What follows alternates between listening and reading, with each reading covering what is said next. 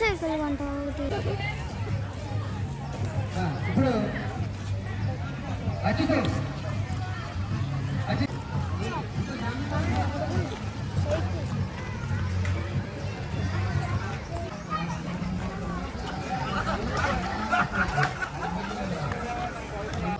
కళాత్మకతని బయటికి తీసుకొచ్చేందుకు ఆయన సినిమాలో కూడా నటిస్తున్న పరిస్థితి ఉంది. ఇప్పుడు మనల్ని ఉద్దేశించి కాసేపు మనల్ని కూడా నవ్వించడానికి ప్రయత్నం చేస్తారు. మనం కూడా అంటే సాధారణంగా మన మీడియా ఎలా ఉంటుందంటే ఎవరు ఏం చేసినా ఏంట్లే అంటాం. అయితే ఇది థియేటర్లో ఉన్నప్పుడు మనం కాస్త ఆస్వాదించడానికి బాగుంటుంది. అందుకని ప్రయత్నం అని అన్నాను. ఆయన మనల్ని కూడా ఆయన యొక్క ఆశయంతో మళ్ళీ మంత్రముగ్ధులు చేస్తారని చెప్పేసి కోరుకుంటూ అవకాశం ఇస్తారు. అంటే దానికి కారణం మీరే, మీ ఫ్యామిలీస్. సో చాలా చాలా సంతోషం. ఎందుకంటే డే టు డే లైఫ్లో ప్రతి ఒక్కరూ స్ట్రెస్డ్గా ఉన్న రోజుల్లో ఎక్స్పెషల్లీ ఈ ప్రొఫెషన్ ఏవైతే ఉందో ప్రెస్ వాళ్ళు పరిగెడుతూనే ఉంటారు. పరిగెడుతూనే చెప్తున్నారు కరెక్టే. అక్కడి నుంచి ఎక్కడికి, ఎక్కడి నుంచి అక్కడికి వాళ్ళ ఒత్తిళ్ళు చాలా ఎక్కువగా ఉండి ఈ టైంలో వాళ్ళ కొద్దిపాటి రిలీఫ్ ఏదైనా ఉంది అంటే అది ఫ్యామిలీ. మీరు కనుక అక్కడ స్ట్రెస్ రిలీఫ్గా లేకపోతే చాలా చాలా కష్టమైన ఈ ప్రొఫెషన్లో ఈరోజు కార్తీక మాసం అనగానే అందరూ చాలా వరకు కులాలుగా విడిపోయి వనభోజనాలు పెట్టుకునే సమయంలో మనందరిది ఒక కులం అని మనం గట్టిగా నమ్మి మనంతా ఒక్కటే అని నమ్మి వచ్చిన ప్రెస్ క్లబ్ ఎవరైతే ప్రెస్ సంబంధించిన కుటుంబీకులందరికీ కూడా నా శుభాకాంక్షలు. ఉండాలంటే నేను ఒక ఎక్సర్సైజ్ చెప్తాను, చేస్తారా? ఎవరు చేసిరేటి దోమలు చచ్చిపోతాయి. ఇది చాలా చాలా మంచి ఎక్సర్సైజ్ అండి. అకార్డింగ్ టు రిఫ్లెక్సాలజీ మన అరచేతిలో కొన్ని పాయింట్స్ ఉంటాయి. అవి బాడీలో ఉన్న ప్రతి ఆర్గాన్కి సంబంధించిన పాయింట్స్ ఉంటాయి అన్నమాట. ఎప్పుడైతే మనం క్లాప్ చేస్తామో అది ఇండైరెక్ట్గా మన బాడీలో ఉన్న ప్రతి ఆర్గాన్ కూడా స్టిమ్యులేట్ చేస్తుంది, ఎనర్జీని ఇస్తుంది. కాబట్టి చప్పట్లు కొట్టడం అనేది చాలా చాలా బెస్ట్ ఎక్సర్సైజ్. ఎంత చెప్పిన తర్వాత కొట్టాలి కదా. మన ప్రెస్ మిత్రులు అందరూ ఒక ఈవెంట్కి వచ్చారు. ఆ ఈవెంట్ ఏంటంటే షష్ఠి పూర్తి. ఒక పెద్ద ఆయన షష్ఠి పూర్తి జరుగుతుంది. ఆ షష్ఠి పూర్తి దానికి మొత్తం మన ప్రెస్ అందరూ వచ్చారు. మిత్రులు అందరికీ చాలా ఉత్సాహంగా ఉన్నారు, చాలా ఎక్సైటెడ్గా ఉన్నారు. ఏంటంటే ఈ రోజుల్లో పెళ్లి చేసుకుని లేకపోతే ఎంగేజ్మెంట్ చేసుకుని పెళ్లి చేసుకోవడానికి కష్టపడిపోతున్న రోజుల్లో, పెళ్లి చేసుకుని ఒక 6 నెలలు ఉండడానికి కష్టపడుతున్న ఈ రోజుల్లో 60 సంవత్సరాల్లో ఈ మొగుడు పిల్లలు ఎలా కలిసి ఉన్నారు అని చెప్పేసి మొత్తంతో ఉత్సాహంతో ఉన్నారు. ఉంటే ప్రెస్ ముందు అంతా వచ్చారు, ఆ మొగుడు పిల్లలు వచ్చారు, కూర్చున్నారు. అందరూ మైకులు పెట్టారు ఇలాగా. సార్, సమాజానికి మీరు చెప్పాల్సింది చాలా ఉంది, మీ దగ్గర నేర్చుకోవాల్సింది చాలా ఉంది, మీరు చెప్పండి సార్. మీ ఇద్దరు ఎంత అన్యోన్యంగా ఉండడానికి, ఇన్నేళ్ళు కలిసి ఉండడానికి కారణం చెప్పండి సార్ అని చెప్తే అక్కడ ఎవరు ఎక్సర్సైజ్ చేస్తున్నట్టున్నారు. మళ్ళీ clapping. Very good, very good. అప్పుడు ఆయన మొగుడు పిల్లలు కలిసి ఉండాలంటే చాలా అండర్స్టాండింగ్ ఉండాలి. అందరూ చెప్పట్లు కొడిచారు. నిజమే, అండర్స్టాండింగ్ ఉండాలి. రైట్. సూపర్. అయిపోయిన తర్వాత ఆయన ఏమీ లేదండి, చాలా సింపుల్ లాజిక్ ఇది, ఇదంతా ఫాలో చేస్తే సరిపోద్ది. ఆవిడకి ఎప్పుడైనా కోపం వచ్చింది అంటే నేను సైలెంట్ అయిపోతా. నాకు ఎప్పుడైనా కోపం వచ్చిందంటే నేనే సైలెంట్ అయిపోతా. ఇదొక్కటి పాటిస్తే 60 ఏళ్ళు కాదు, బతుకున్న నాళ్ళు అన్యోన్యంగా ఉండొచ్చని చెప్పారట. This is the secret of marriage. అవునండి కాదండి? నమ్ముతారా? Yes or no? So thank you so much. స్ట్రెస్కి గురి కాకుండా చూడటం వల్లే నేను నుంచోగలిగా, కెమెరా ముందు చెప్పగలిగా. అలాగే ఈరోజు ఇక్కడున్న నా సోదరులు అందరూ బయటకు వచ్చి ఇంత గొప్పగా చాకచక్యంగా ఈ పనులను నిర్వర్తిస్తున్నారు అంటే దానికి కారణం మీరు అందరికీ కూడా శిరస్సు నుంచి నమస్కరిస్తున్నా. Thank you so much. నమస్తే. చాలా తక్కువ ఇంటరాక్షన్ ఉన్నప్పటికీ కూడా కాసేపు ఆయనతోటి మాట్లాడితే ముందు ఇందాక అన్నారు కదా స్ట్రెస్ అంతా పోద్ది ఫస్ట్ మనకి. సో ఒక 5 సంవత్సరాల క్రితం మీ ఇద్దరు చాలాసేపు కూర్చున్నాము. ఆయనతో మాట్లాడుతుంటే ఆయనలో నటుడు కనిపించడు మనకి, ఒక మనలో ఉన్న ఒక రుగ్మతని తొలగించే వైద్యుడు కనిపిస్తాడు. కళాకారులు ఏదైతే మేము పరీక్షించుకోవాలనుకునే వాళ్ళకి కొంతమందికి జలసీ ఉంటుంది, అరే వీళ్ళు వచ్చేస్తే మనల్ని ఏదైనా ఇబ్బంది అవుతాము. కానీ భద్రంగా చాలామంది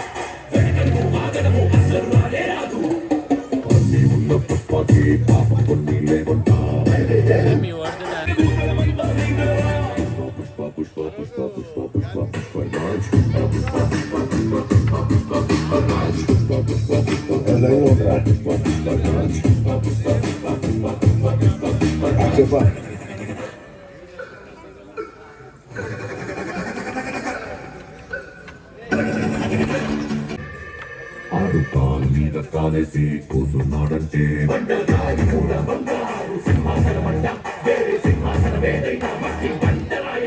ఆడు చేతిలోను సింగేసి మాటిచ్చాడంటే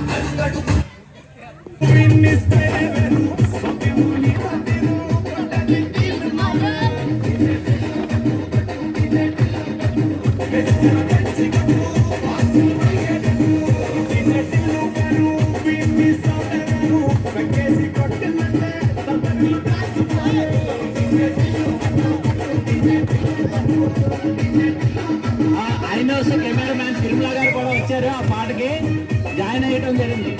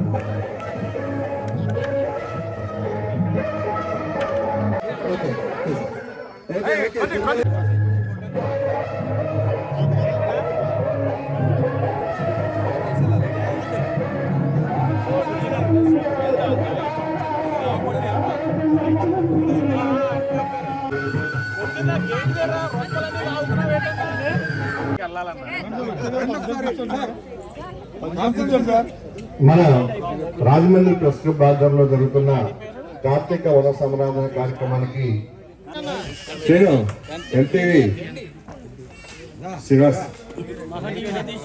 సతీష్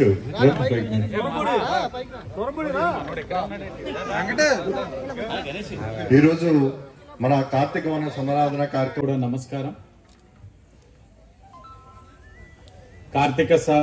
కార్తీక మాసం కార్తీక సమారాధనకి ఆహ్వానించినందుకు ముందుగా ఆహ్వాన కమిటీ వారికి ధన్యవాదాలు తెలియజేస్తా ఉన్నా.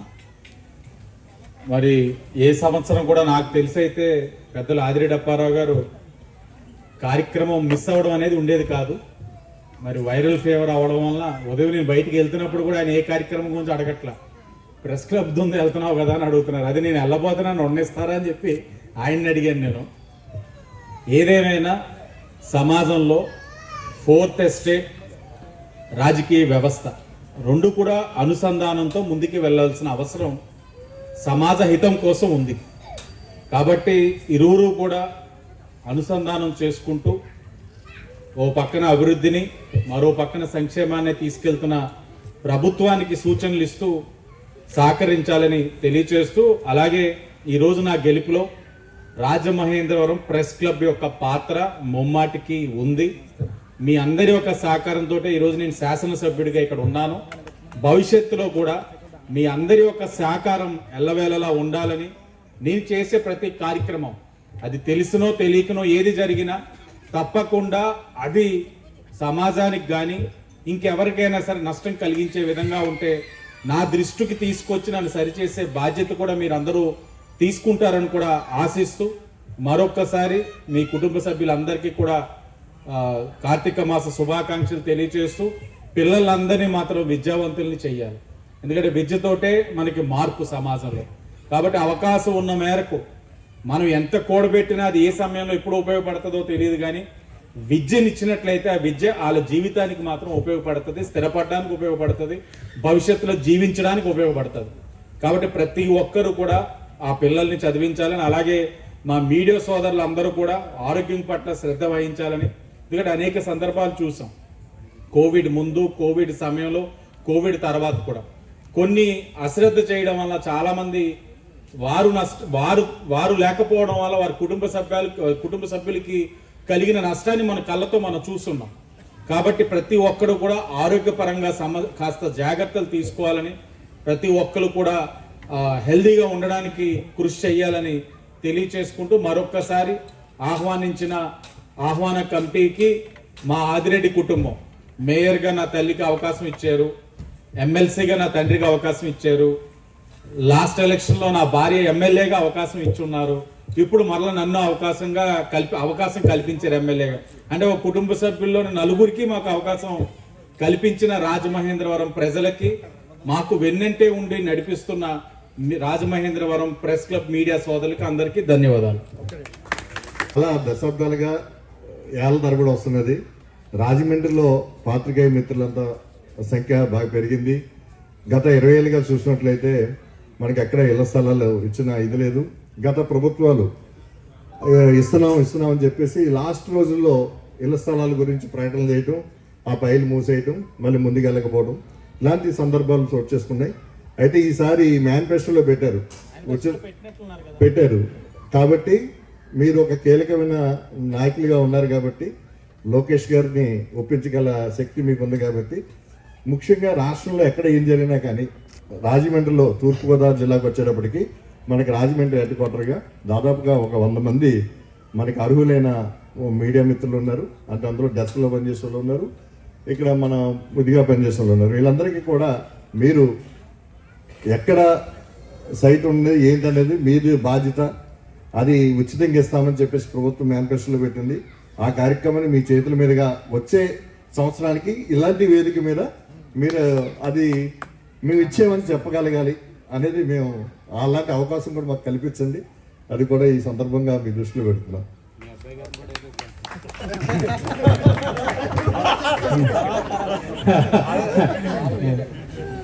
మా అబ్బాయి ఎన్నికలకి వెళ్ళక ముందు కొన్ని సందర్భాల్లో అడిగేవాడు, నువ్వేమి అంటే ఫ్లెక్స్ల మీద మా అభిమానులు అత్యుత్సాహం ప్రదర్శించి చిన్నపల్లవాడని కూడా చూడకుండా వేసేవాడు.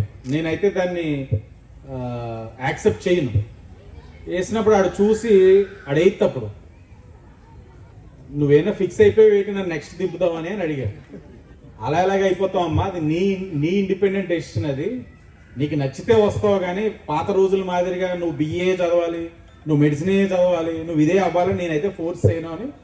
అసలు మామూలుగా ఎందుకు నీకు అలా అనిపించింది అని. అలా కాదు, నేను అప్పారావు తాత చెప్తుంటాడు రాజకీయంలాగా, ఎర్రనాయుడు తాత కూడా ఇలాగంట నాకు చెప్పేవారు. ఎందుకంటే పిల్లోడు చిన్నప్పుడే ఎర్రనాయుడుగా చనిపోయారు, చెప్పేవారు. ఇప్పుడు చూస్తుంటే రాజకీయాలు ఇలాగ అయిపోయినాయి. ఎంత దారుణం అంటే, మరి అమ్మ ఎమ్మెల్యే అయినప్పుడు నన్ను ఇంట్లో కూర్చోబెట్టి గంట సేపు పోలీసులు ఇన్వెస్టిగేట్ చేశారు, చిల్లపిల్లోడని కూడా చూడకుండా. ఇలా ఉంటే రేపు ఎలాగ రాజకీయాలని వాడు అడిగాడు. అంటే నేను అంతకుముందు ఏంటంటే, ఆ జనరేషన్ వాళ్ళు ప్రతిదీ ఆచితూచి ఆలోచించి ప్రతిదీ చూస్తున్నారు. చిన్నపిల్లోడేమో అంటే అధికారంలో ఉన్నవాడు ఏది చేసినా చలామణి అవుతుందనే ఊహలు మాత్రం వదిలేయాలి. ఈ జనరేషన్ వాళ్ళు ప్రతిదీ చిన్నపిల్లవాడి నుంచి ప్రతి ఒక్కరు క్వశ్చన్ చేసే తత్వం మీరు చూసే ఉంటారు. తెలంగాణలోని మాక్ అసెంబ్లీ పెట్టారు, యూత్ని పెట్టి సీఎం రేవంత్ రెడ్డి వెళ్ళారు.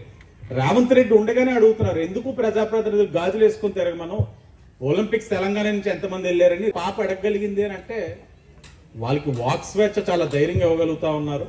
కాబట్టి అలాంటి వాళ్ళు తీసుకురావాలన్నప్పుడు కొద్దిగా ఆలోచించుకొని నేను కూడా ముందుకు తీసుకురావాలి. ఏదైనా మన అడిగారు పెద్దలు, మేనిఫెస్టోలో ప్రతి అంశాన్ని ఫైనాన్షియల్ ఇంప్లికేషన్ అంటే ఆర్థిక పరంగా ముడిపడి ఉన్న ప్రతి అంశాన్ని చాలా జాగ్రత్త, ఎందుకంటే 5 సంవత్సరాల విధ్వంసాన్ని 5 నెలల్లో ఒక స్థాయికి తీసుకొచ్చాం. ఇప్పుడిప్పుడే ఇన్వెస్టర్స్ వస్తూ ఉన్నారు. రిలయన్స్ ఇండస్ట్రీస్ అన్న వాళ్ళు 65,000 crores తోటి 500 బయో గ్యాస్ ప్లాంట్స్ పెడతా ఉన్నారు. లూలు గ్రూప్ తెలంగాణ నుంచి వస్తూ ఉంది. టాటా గ్రూప్ 10,000 కోట్లు ఇన్వెస్ట్మెంట్ చేస్తూ ఉన్నారు. అలాగే మిత్తల్ గ్రూప్ వచ్చి 140,000 కోట్లు అనకాపల్లిలో పెట్టి 70,000 ఉద్యోగాలు ఇస్తా ఉంది. అదాని గ్రూప్ ఇన్వెస్ట్ చేస్తా ఉంది. ఇవన్నీ పైప్ లైన్లో ఒక్కొక్కటిగా జరుగుతూ ఉన్నప్పుడు సంక్షేమం చెయ్యాలి అని అన్నప్పుడు ఆర్థిక పరంగా సంపద సృష్టించే విధంగా ఆలోచన చేస్తూ ఉంది ప్రభుత్వం. ఇది చేస్తూ ఒక పక్కన సంక్షేమం చెయ్యాలి. కేవలం మనం ఇచ్చాం కదా హామీ, ఏదో ఒక విధంగా అప్పో చప్పో చేసి ఈ వనం సెంట్రల్ గవర్నమెంట్ దైనా ఏదో ఒకలాగా డీనోటిఫై చేసి తాకట్టు పెట్టేసి డబ్బు తెచ్చి బట్టను నొక్కితే అవ్వదు.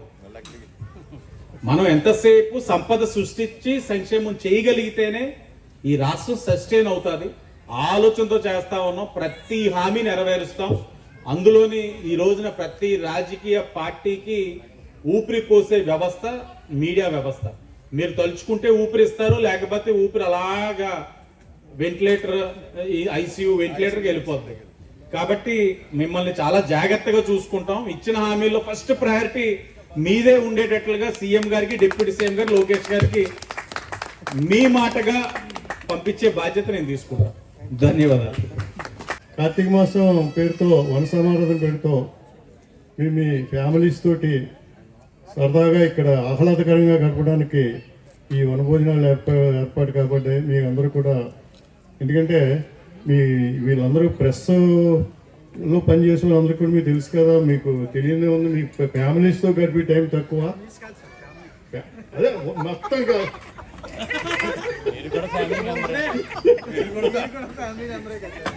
అంటే మీరు కాదు కదా. ఏదైనా ఈ సందర్భంగా అయినా మీరందరూ కూడా కలిసి ఆనందంగా పిల్ల పాపలతో హ్యాపీగా ఉన్నందుకు, మీతో కాబట్టి నేను ఇక్కడికి వచ్చినందుకు మిమ్మల్ని అందరూ చూస్తుంటే నాకు కూడా చాలా ఆనందంగా ఉంది. ఇదే విధమైన ఆనందం ఎన్నో కార్తీక సమారాధనలు ఎన్నో సంవత్సరాలు సంపూర్ణ ఆయురారోగ్యాలతో జరుపుకొని సారథి గారు పరిగెట్టుకుంటూ వస్తున్నాడు.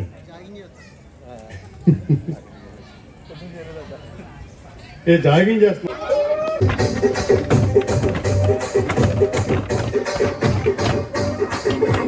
రాగమంజరి మాయమ్మ పేరు తలబగోడు వేరు మిసిరి కళాకారుల ఫ్యామిలీ గచ్చ తడి నిద్ర తోటి నిండు రాత్రి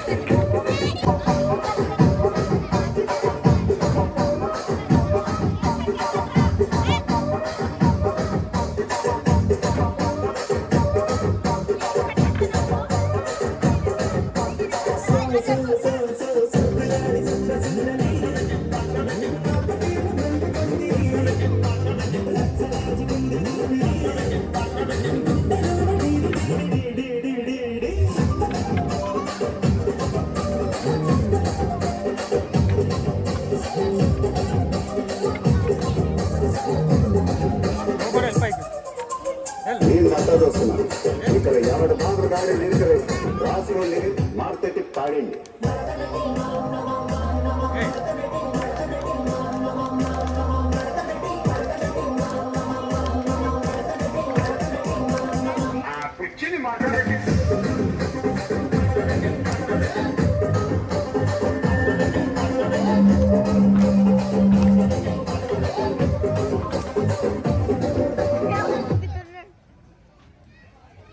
తీస్తానే తుంటరి చూపు ఊరికే ఉండదు కాసేపు అస్తమానం నీలోకమే నామై మరపు చితనితి నువ్వేనన్నా నానే తరుకులాసా నీ కలలకి చేసా నీకోసం వయసు వాకిలి కాసా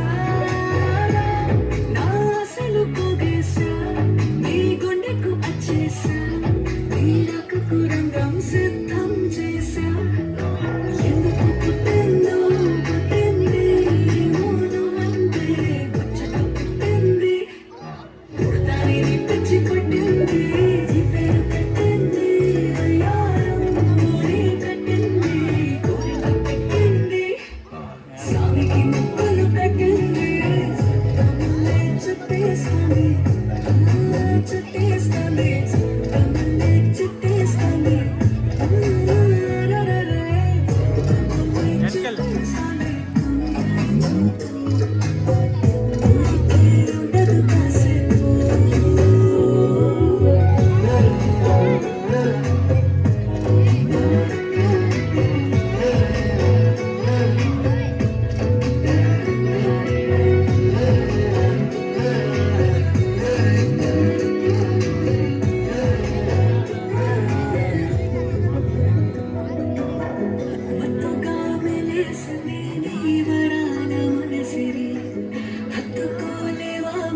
సరసన చేరే వాస్తుగా పెంచాలి తిప్పలు కొంచెం ఆలోచించు ఎందుకు పుట్టిందో పుట్టింది మౌనమంటే ముచ్చట పుట్టింది పుడతాని పిచ్చి పట్టింది పేరు పెట్టింది కోరిక పెట్టింది స్వామికి ముక్కులు కట్టింది చుట్టేస్తుంది చుట్టేస్తుంది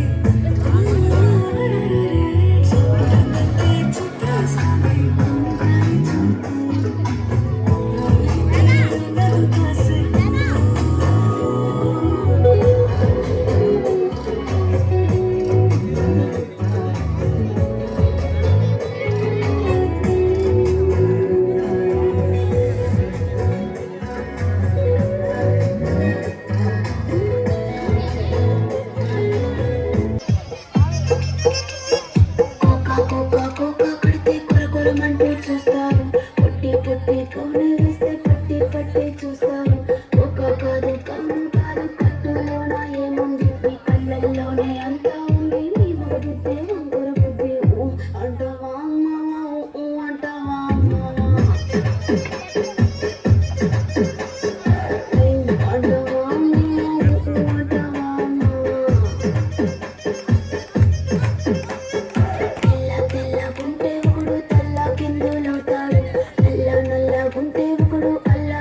చేస్తాడు తెలుపు నలుపు కాదు నీకు రంగుతో పని ఏముంది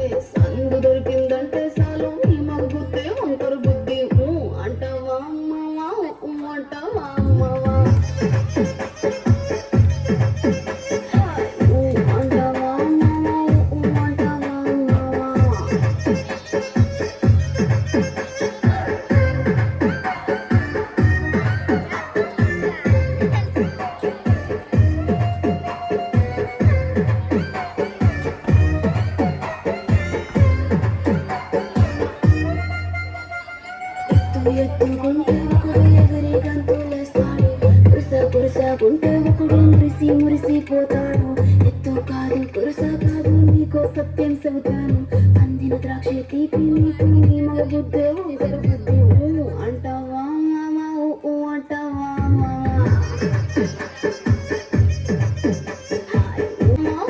అంటావా మామా బొత్తుకుంటే ఒకడు ముద్దుగున్నావంటాడు సన్నంగుంటే ఒకడు సరదా పడిపోతుంటాడు బొత్తు కాదు సన్నం కాదు సంపు కాదండి అంటిగా సిక్కామంటే చాలు నీ మగ బుద్ధి వంకర బుద్ధి అంటావా మామా అంటావా మామా అంటావా మామా అంటావా మామా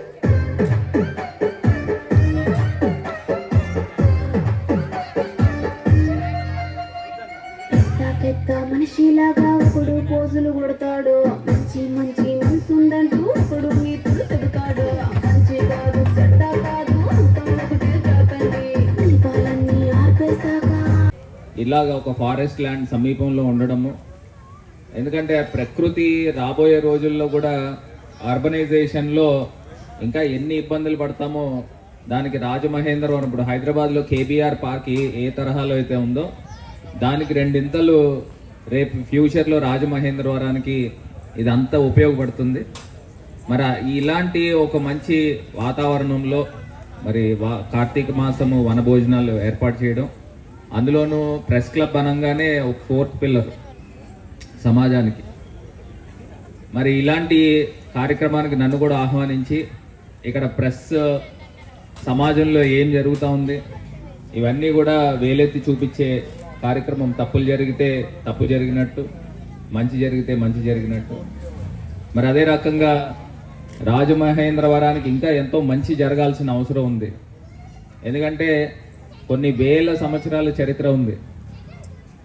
నాకు ఇచ్చిన 5 సంవత్సరాల్లో కూడా నాకు తెలిసి సాధ్యమైనంత వరకు మన నగరానికి మంచి చేయడానికే చాలా ప్రయత్నం చేశాను.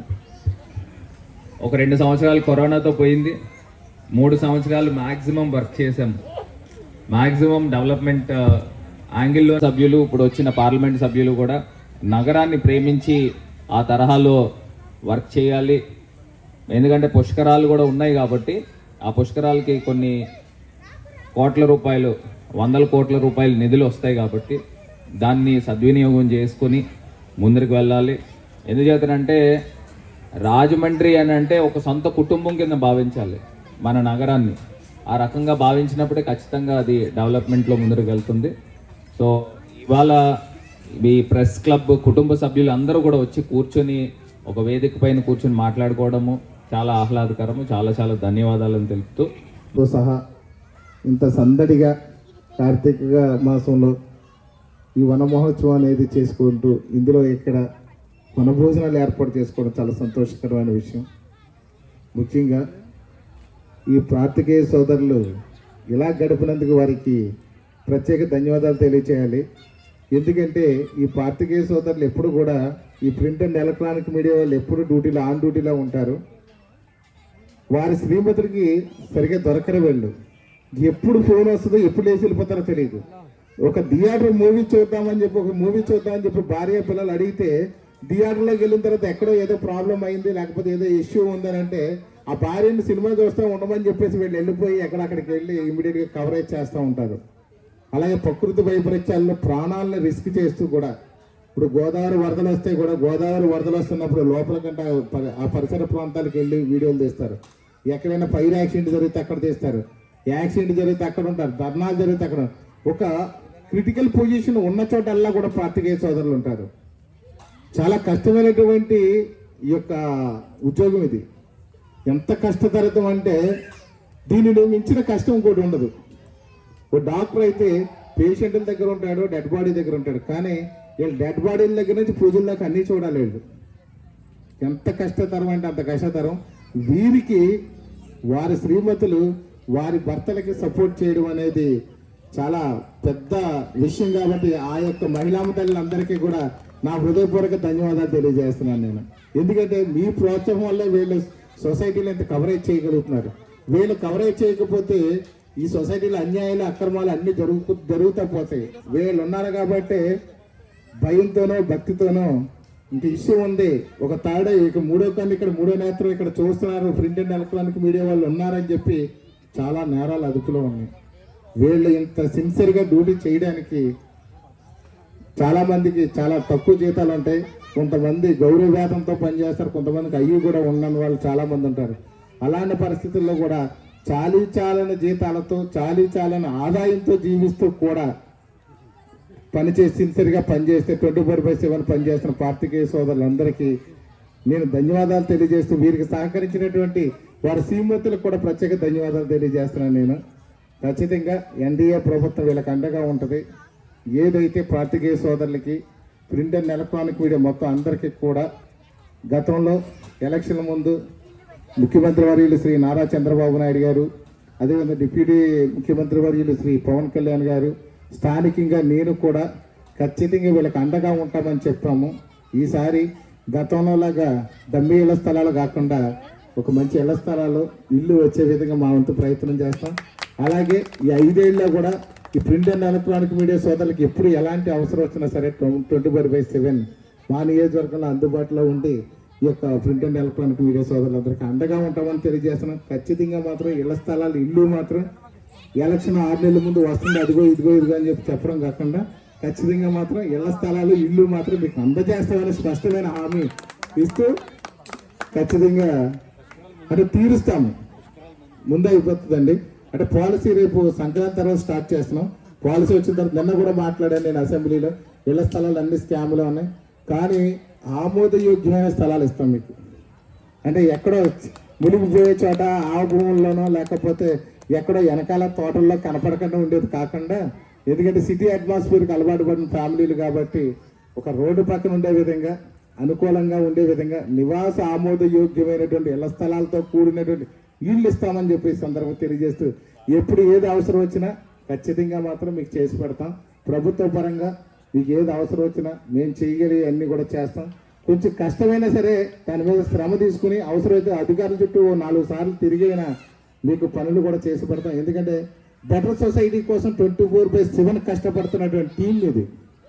పంచభూతాలతో పాటు సమానంగా కష్టపడుతున్నటువంటి పాత్రికేయులు మీరు. కాబట్టి ఖచ్చితంగా మా వంతు మీ సహాయ సహకారాలు ఉంటాయి. అలాగే మీ సహాయ సహకారాలు కూడా మాకు ఉండాలని చెప్పేసి మనస్ఫూర్తిగా మిమ్మల్ని కూడా కోరుకుంటూ సెలవు తీసుకుంటున్నాను. ఈ కార్యక్రమానికి హాజరవ్వడానికి